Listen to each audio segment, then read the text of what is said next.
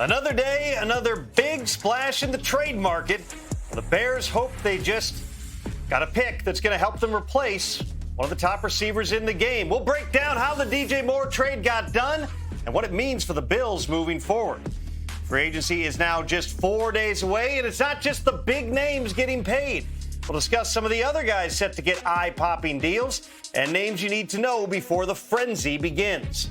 The 2026 NFL Draft is fast approaching as well, and we got a couple stars from last week's Combine on the show tonight. Deion Burks and Jacob Rodriguez stop by to discuss their journeys and where they go from here. Welcome inside with the Insiders. Alongside Judy Batista, I am Tom Pelissero. Free agency frenzy just around the corner, kicking off on Monday.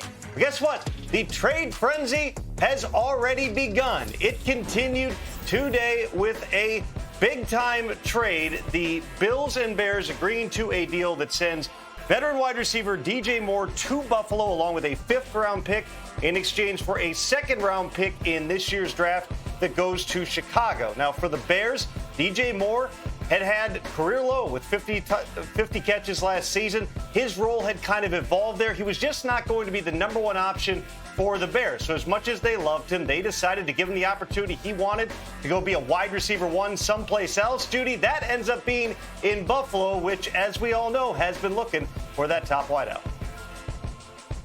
They've been looking for a top wideout since Stephon Diggs left town. They finally got one. This was one of the biggest needs of their offseason. We know the entire offseason now is about putting pieces around Josh Allen and trying to get over the finish line with Josh Allen. This is what they're getting in DJ Moore. He has had 1,000-yard seasons with 5 different quarterbacks, and none of those quarterbacks were as good at the time he was playing with them as Josh Allen is right now. He can still stretch the field. This is a crazy stat. He is one of 5 players who have had at least 50 receptions of at least 20 air yards over the last 5 seasons. So he can still stretch the field, which is something that the Bills were not able to do as often as they wanted to do last season. He also is familiar with Joe Brady. Joe Brady was his offensive coordinator for 2 seasons in Carolina. Both of those seasons, he had 1,000 yards receiving. So this would seem like a good fit. Obviously, giving up a second-round draft pick, they are getting a fifth back on the deal. Giving up a second-round draft pick is a lot. I know we're at the time of the year where we grade transactions, but the goal here is not so much to win the transaction as it is to try to win a Super Bowl, and getting a number 1 receiver goes a long way towards helping the Buffalo Bills do that. It's not the first time Brandon Beane has taken a swing at this. He traded for Amari Cooper in season a couple of years ago. It just didn't work out. Last year at the trade deadline, he offered a first-round pick and more for Jalen Waddle to Miami. They opted not to go forward with the deal. They hope that now bringing in DJ Moore, he is part of a collective that's going to help this Bills offense really thrive with Joe Brady now there as the head coach. Some other miscellaneous moves around the NFL as the countdown to free agency continues. The Steelers releasing tight end Jonnu Smith, who was acquired in one of the big deals a year ago. It saves them $7 million in cash and cap by clearing out a player, Judy, who just never seemed to fit in Pittsburgh. The Falcons are releasing receiver Darnell Mooney. His performance dropped off last year. He was after being a big contributor in his first year in Atlanta. In his first 6 seasons, he averaged 13 yards per catch at 28. He now joins a really interesting pool of free agent wide receivers, expected to include Alec Pierce, Rashid Shaheed, Mike Evans, Stephon Diggs. List goes on and on. Lots of movement coming up for the wide receiver class. Also had a deal get done in Houston. The Texans re-signing veteran offensive tackle Trent Brown to a 1-year deal worth up to $7 million. Houston, of course, had traded away a couple of their starting offensive linemen in the past several days here. Always a little curious when a free agent signs several days before the start of free agency. Usually means the market wasn't particularly strong, but also the opportunity is certainly there, Judy, for Trent Brown with the Texans. Yeah, let's look at the list of top free agents. Our Greg Rosenthal put together his list of top 101 free agents. We simply don't have enough space on the screen for all 101. So here are the top 10 that he has. Of course, Malik Willis, the quarterback, is number 1. You see Kyler Murray, who is expected to be released, so he will join the list. Tyler Linderbaum, Alec Pierce, the wide receiver from the Colts, Trey Hendrickson, of course, and there are the others, Kenneth Walker, the Super Bowl MVP. Tom, you actually have a story up on NFL.com. By the way, NFL.com/Pelissero. Find it on the wide, not just the wide receivers, the free agents that you think are about to cash in during free agency. Who you got? Well, let's talk about some of the guys who weren't first-round picks. They've never been to a Pro Bowl. They may not be household names, but they are going to cash in big. One of them right there, number 5 on Greg's list, and that is wide receiver Alec Pierce of the Colts. Pierce has never been a high-volume receiver in terms of catches, but he's in rare air with the likes of Deshaun Jackson and Mike Wallace in terms of big plays in bulk. That's going to have real value in a wide receiver market where George Pickens was taken out by a franchise tag. Pierce now projects as the top wide receiver in free agency. How big is this deal going to be? The biggest free agent contract ever for a wide receiver was Calvin Ridley to the Titans a couple of years ago at $23 million per year. I expect Pierce to blow past that $27 million plus on a free agent deal for Alec Pierce, whether he gets that elsewhere or the Colts hope to keep him in Indianapolis. So let's talk about Alontae Taylor, the cornerback who has played for the New Orleans Saints. There's a bunch of different corners who all have a claim to be the best in this class. But think back to the trade deadline last year. The Bears had a deal in place on a trade for Alontae Taylor. They weren't able to get a contract done, even though they had a sizable offer on the table for Alontae Taylor. With Trent McDuffie getting traded to the Rams yesterday, expected to get a market-setting contract. That's really good news for a guy like Alontae Taylor, who, similar to McDuffie, plays a lot of the time in the slot. Don't be surprised if Alontae Taylor is $17 million plus per year. Let's also hit on the tight ends here. An interesting group. You got big names out there, the Travis Kelce, Dallas Goedert, David Njoku's of the world. Don't be surprised if that guy, Chig Okonkwo, ends up getting the biggest free agent deal. He is coming off a career year in Tennessee. Lots of teams are looking for a receiving tight end. You see how he moves. He's almost more like a big wide receiver in a lot of ways. That could translate into $12 million plus per year. There's also a guy down in Tampa. You know who's led the team in receptions over the past 2 years? It's not Mike Evans. It's not Chris Godwin. It's Cade Otton, their tight end, who's also a pretty good blocker as well. If you're looking for that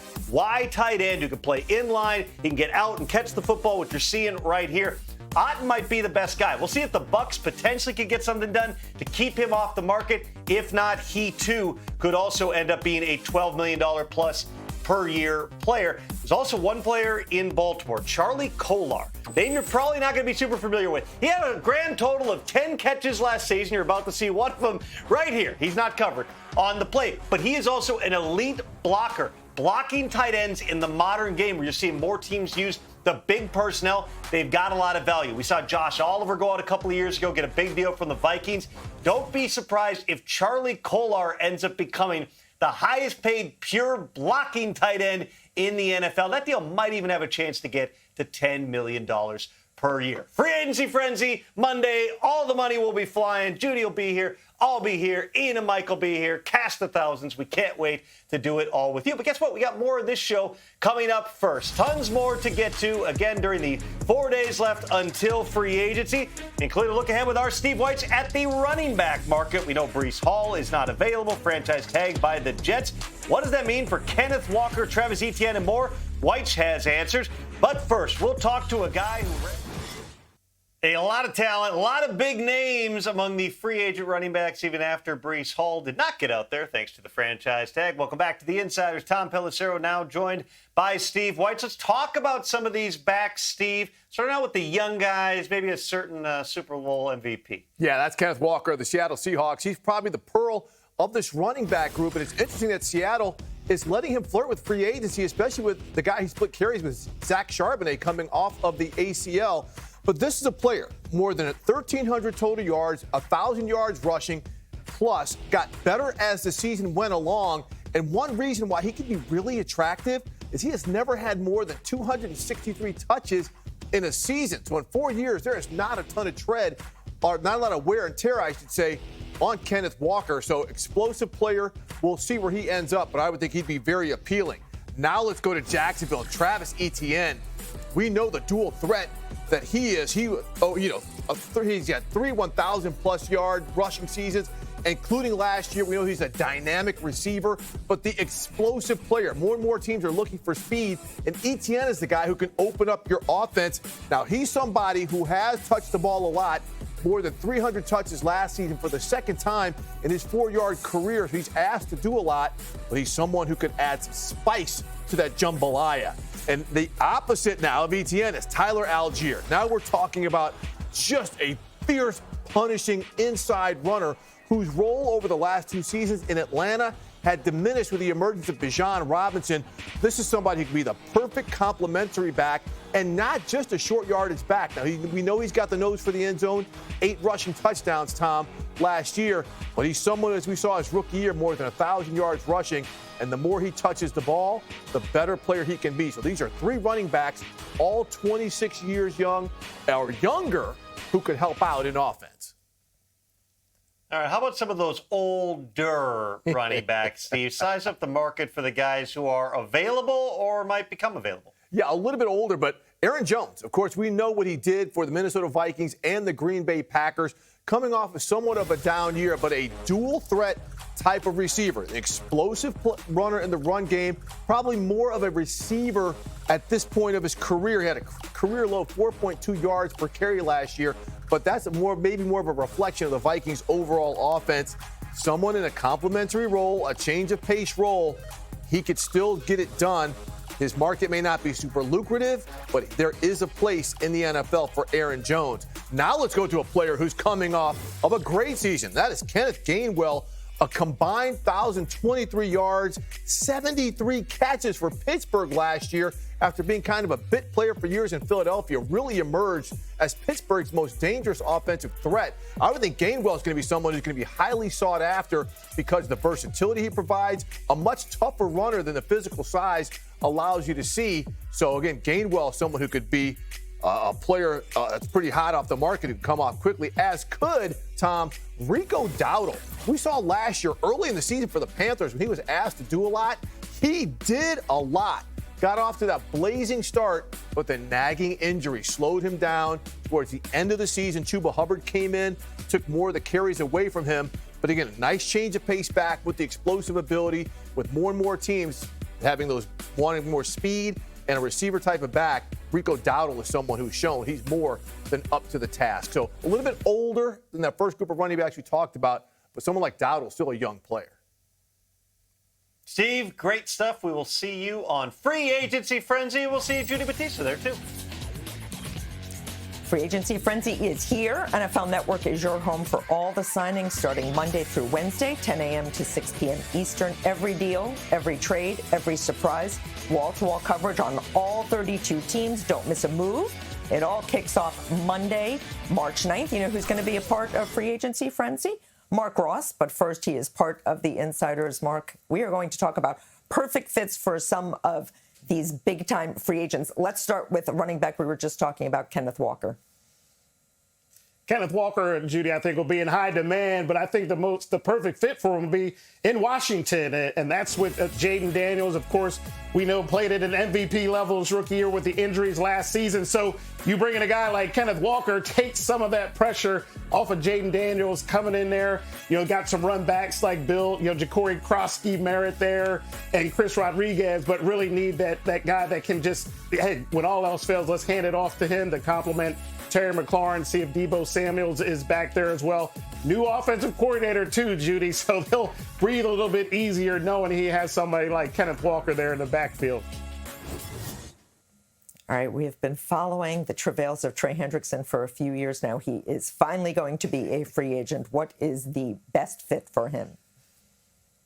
Yeah, it's going to be a shame Trey will get settled and we don't have anything to talk about in the offseason now. You know, a little bit up there in age, 31, coming off the injury, but I think another hot guy being high demand.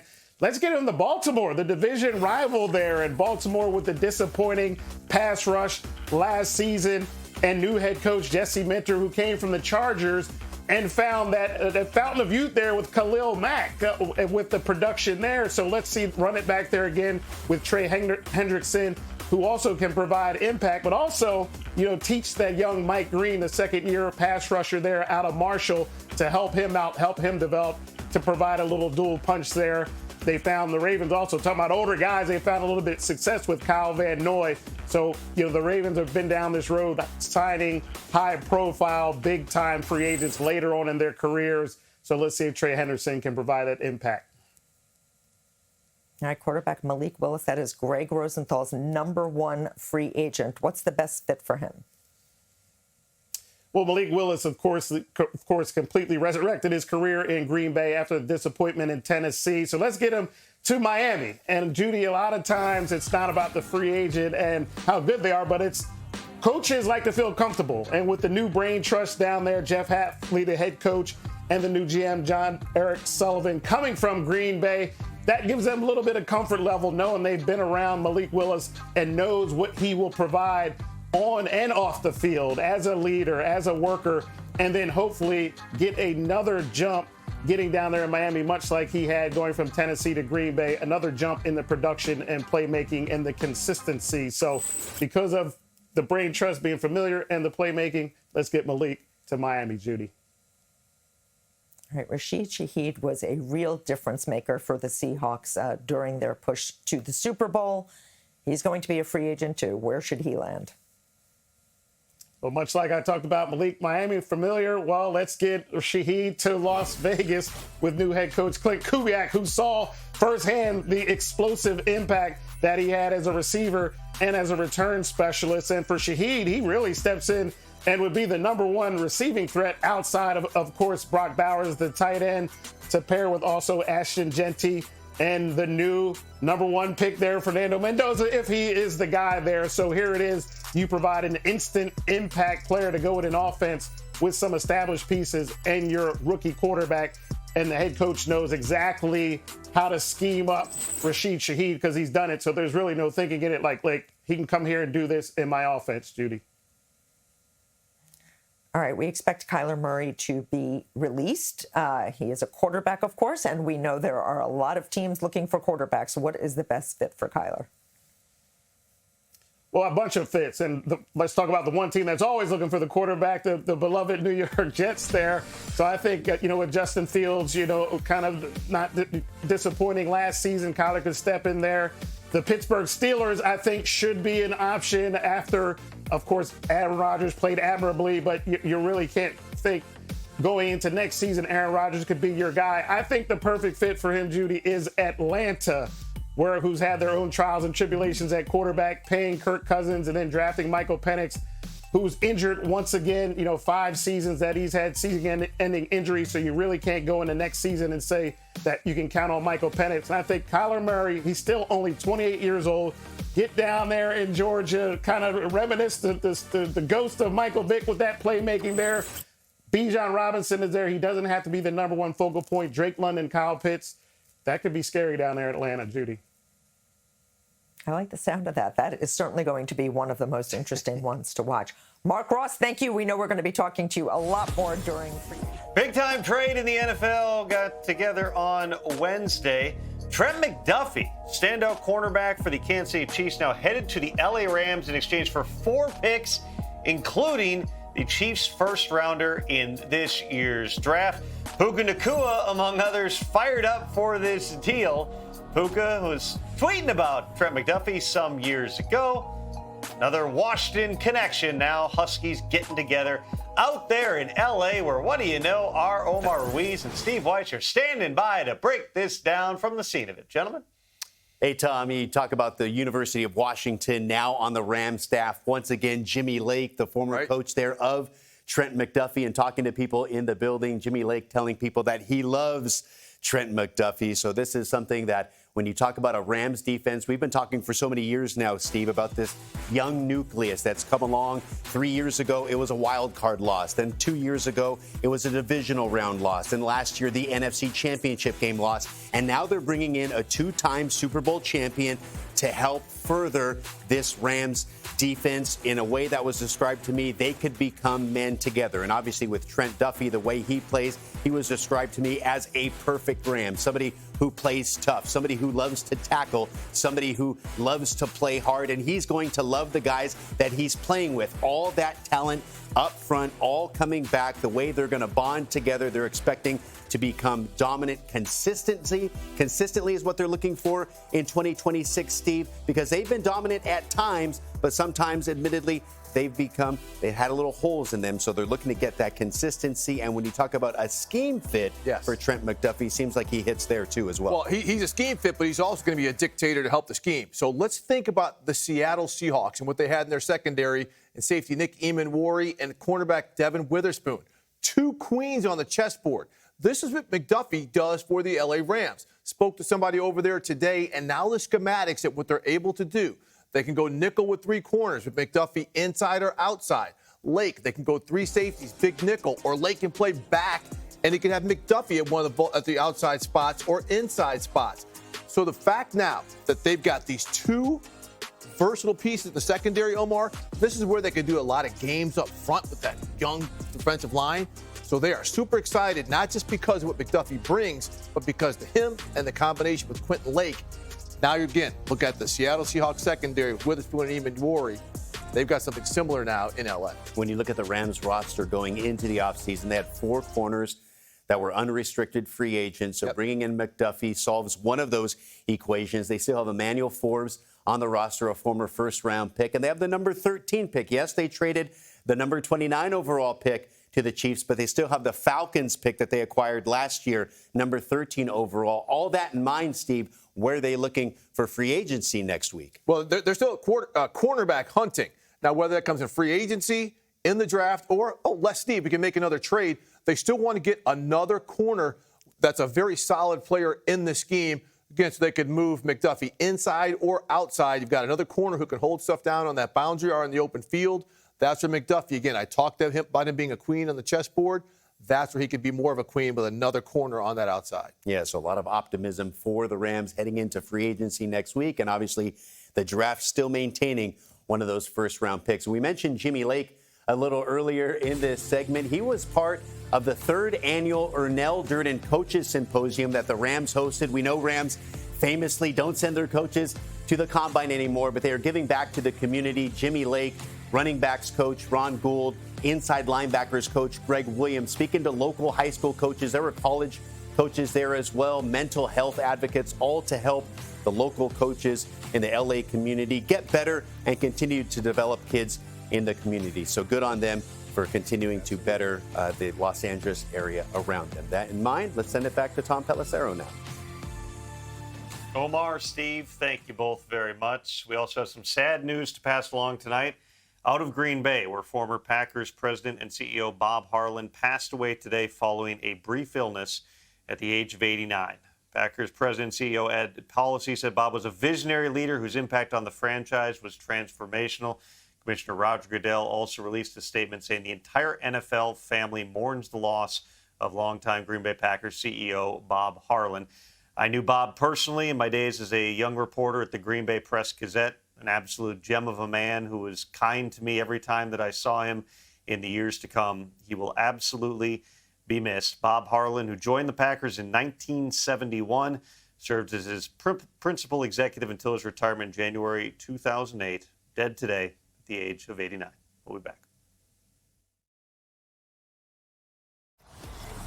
The only thing better than free agents set to music is finding out where they're going to sign. And you will get those answers right here on The Insiders, special editions and times all next week. Sunday, 7 p.m. Eastern Time, we will set the table ahead of the launch of the negotiating period on Monday. 2-hour shows starting at 6 p.m. Eastern Time, Monday, Tuesday, and Wednesday. That is the crunch. That's the main news thrust of this entire event. No place better to be than right here on NFL Network. Some pre-draft news earlier today. The Browns getting a jump start on their so-called 30 visits. Former Alabama quarterback Ty Simpson, as well as former Ohio State wide receiver Carnell Tate, both in the building. Ty Simpson, consensus QB2 in this draft. Browns do have 2 first-round picks. Could they bring in competition for Deshaun Watson and Shedeur Sanders? Ty Simpson would certainly fit that bill. Carnell Tate didn't run particularly fast in Indianapolis, but certainly has been a top prospect moving through the process. We also got some teams getting deals done, including the Seahawks extending linebacker Drake Thomas's contract 2 years, $8 million, a chance to make up to 9. Drake Thomas, God is so good. Go Hawks. You'll hear that many, many times. Go Super Bowl champion Hawks, even better. It came at the expense of the 49ers, who now have a new defensive staff. Robert Saleh and Gus Bradley off to Tennessee. Raheem Morrison as the defensive coordinator. And how about Matt Eberflus, the former Bears head coach and Cowboys defensive coordinator, coming aboard as the assistant head coach of defense, which brings us to a very important question, Judy Batista. If you could be the assistant of anything, what would it be?